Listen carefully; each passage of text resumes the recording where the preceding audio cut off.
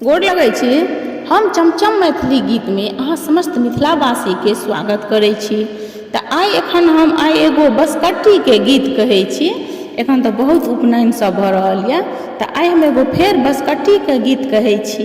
ई गीत अहाँ सब जरूर सुनब, देखब, और जे केओ हमर चैनल सब्सक्राइब नहीं केने छी ओ हमर चैनल के सब्सक्राइब कऽ लेब।